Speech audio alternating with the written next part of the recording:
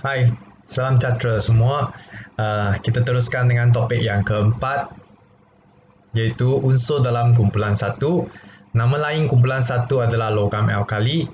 Unsur-unsur yang terdapat dalam kumpulan satu adalah yang paling bermula dari lithium, natrium, kalium, rubidium, cesium dan fraksium. Inilah formula dia. Maka untuk kumpulan satu, semua elektron valence dia, bilangan elektron valence dia adalah 1111111. Okey. Jadi kita akan belajar sifat fizik dengan sifat kimia dia. Kita mula dengan sifat fizik dulu. Okey. Sebelum ini kita tengok boleh tengok buku teks kedudukan kumpulan satu. Okey, di sini. Jadi ini adalah jadual berkala. Maka kumpulan satu letak di yang first sekali, pertama sekali. Okey. Bermula dari paling atas LINA.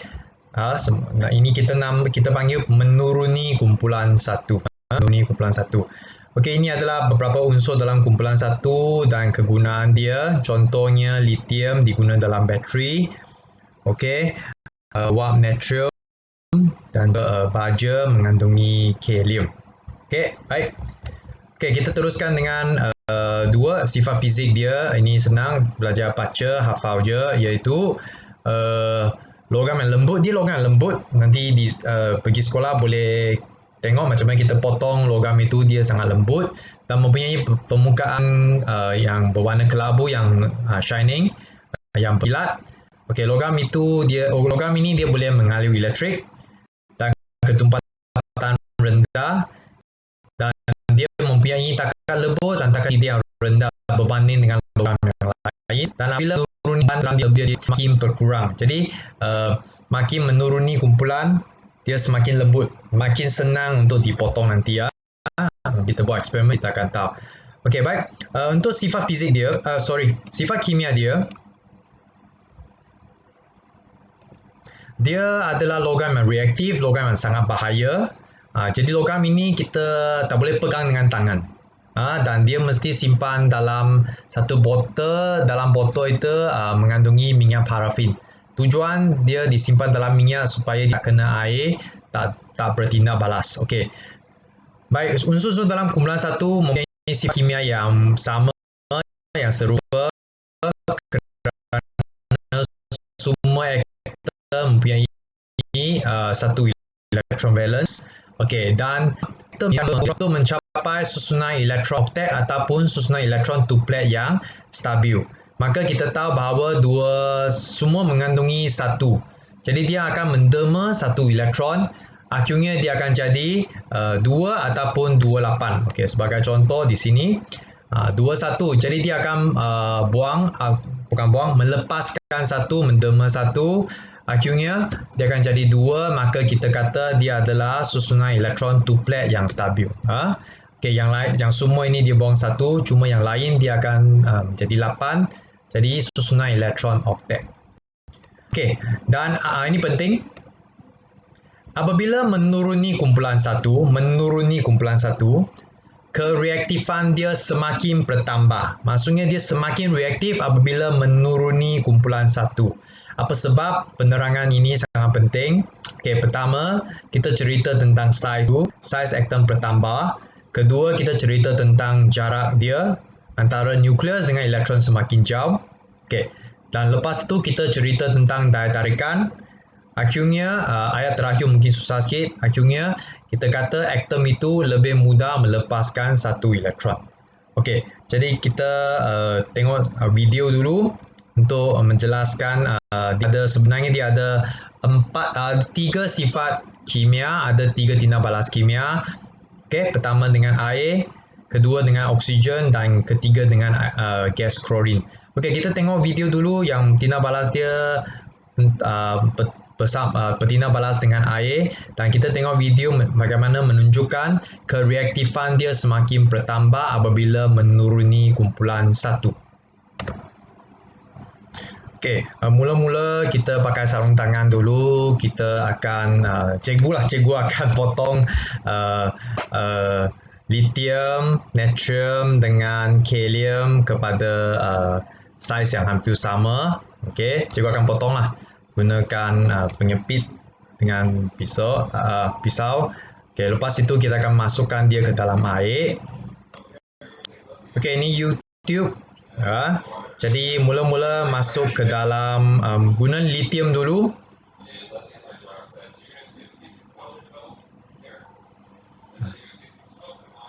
Ini lithium. Tak berapa reaktif.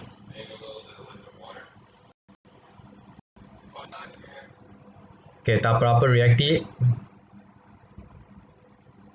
Okey, kenapa warna pink ini nanti saya terangkan lah di sekolah nanti. Okey, sebab dia warna pink ini sebab larutan phenolphthalein. Okey, kerana alkali itu. Lain kali kita belajar dalam asid dan base dalam bab nanti.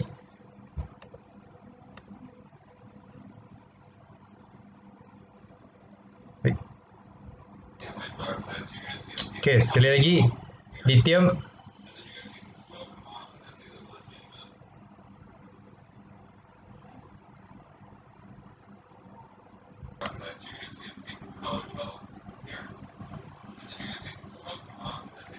Okay, lithium mula-mula.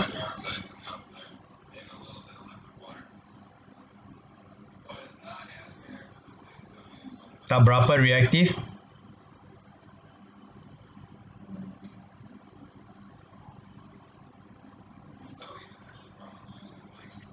Natrium. Reaktif sikit.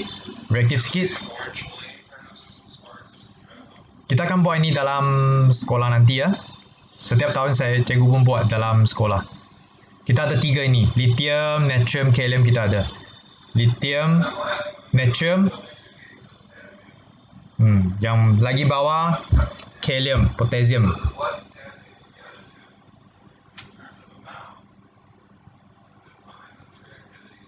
Ini kalium.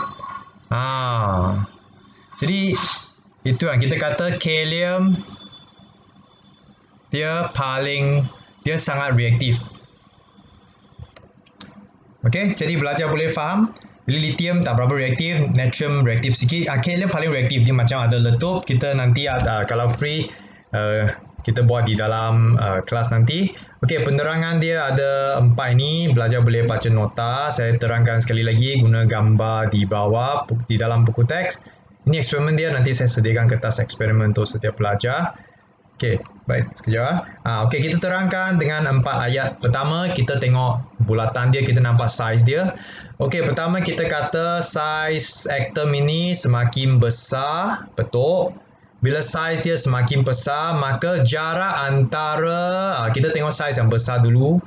Okey, jarak antara nukleus dengan elektron semakin jauh. Okey, bila jauh, maka daya tarikan dia akan jadi lebih lemah. Boleh saya ulang? Bila jarak antara nukleus dengan elektron valence dia semakin jauh, maka daya tarikan antara nukleus dengan elektron itu lebih lemah. Maka elektron ini dia lebih senang dilepaskan. Ini yang menyebabkan dia lebih reaktif berbanding dengan natrium dengan lithium. Boleh? Jadi ada 3 poin kena bagi tahu. Pertama, size atom ini lebih besar. Kalau lebih besar, jarak dia lebih jauh. Kalau jarak lebih jauh, maka daya tarikan dia lebih lemah. Okey? So itu sebabnya kereaktifan dia bertambah. Okey, tengok balik nota kamu. Okey, jadi kita akan seterusnya kita akan belajar untuk menulis persamaan kimia. Seperti kita tahu, dia ada 3 tindak balas kimia. Yang buat eksperimen hanya dengan air saja. Okey, yang lain kita kena tahu juga. Ini gambar raja dia untuk buat eksperimen. Okey. Okey, jadi pertama dengan air kita guna contoh. Pertama dengan air kita guna natrium sebagai contoh. Natrium masuk ke dalam air, dia akan menghasilkan larutan alkali yang nama dia natrium hydroksida. Mungkin belajar masih tak biasa dengan term ini ya, tak apalah. Nanti bab asid dan alkali belajar akan hafal contoh asid dengan contoh alkali. Okey, dan dia akan menghasilkan gas hidrogen. Gas hidrogen ini yang menyebabkan dia meletup tadi kalium tadi. Okey, kita tulis dalam nota kamu. Kita praktis satu lagi, contohnya kalium masuk dalam air. Okay, dia akan menghasilkan anak panah. Sekejap. Okay, dia akan menghasilkan kalium hydroksida KOH, K+ dengan OH negatif. Kemudian gas hidrogen dihasilkan, boom, meletup. Okay, lepas itu kena seimbangkan persamaan kimia ini. H tak cukup, kita kena letak 2. Jadi 2H, 2H sudah 4H, kita letak 2 di sini. Jadi 2O, 2O betul, 2K, maka kita letak 2 lagi. Okay, baik. Itu contoh untuk bersamaan kimia pertama dengan air.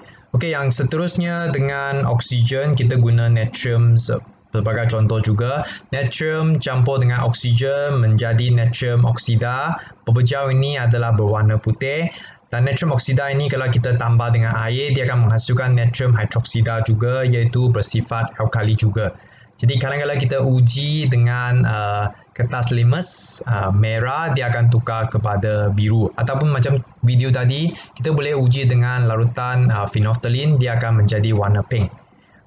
Okey, jadi ini natrium menjadi bercampur dengan oksigen menjadi natrium oksida. Jadi banyak belajar, dia akan ingat persamaan kimia ni senang. Dia kata, oh cikgu senang, Na campur O2 menjadi NaO2. Salah sebenarnya. Ingat, setiap kali kita tulis formula, kita kena tukar cincin. Jadi macam mana cikgu dapat Na2O kerana Na sendiri adalah positif, manakala O sendiri adalah negatif. Sekarang nampak tak? Boleh faham? Kenapa Na2O? 2 cincin bagi suami, itu sebabnya Na2O. Dan nombor tepat untuk seimbangkan persamaan kimia ini. Contoh, O ada 2, O1 je, sini kita letak 2. Lepas itu 2 darab 2 ada 4 Na, kita letak 4 di depan. Okey. Okey, last kali adalah betina balas dengan gas klorin. Okey, jadi Na sekali lagi campur dengan Cl. Jadi banyak belajar dia akan ingat Na campur dengan klorin Cl2, maka jawapan dia NaCl2. Salah. Ingatlah, kimia bukan matematik. Jadi kenapa jawapannya sekali lagi rujuk kepada apa yang cikgu minta kamu hafal. Na positif, Cl adalah negatif. Yes, kalau kamu sudah hafal. Jadi Na campur Cl, Na plus campur Cl negatif, tukar cincin, akhirnya jadi NaCl. Okey, yang natrium klorida dan juga merupakan garam yang pepejal yang berwarna putih. Dan kena seimbangkan, Cl ada 2, jadi Cl letak 2 di depan dan 2 Na kena seimbangkan 2 Na. Okey, jadi itu saja untuk bersamaan, untuk tindak balas kimia. Dia ada 3 bersamaan kimia, belajar kena hafal lah, kena faham macam mana untuk dapat bersamaan kimia ini. Okey, itu saja. Sekian, terima kasih.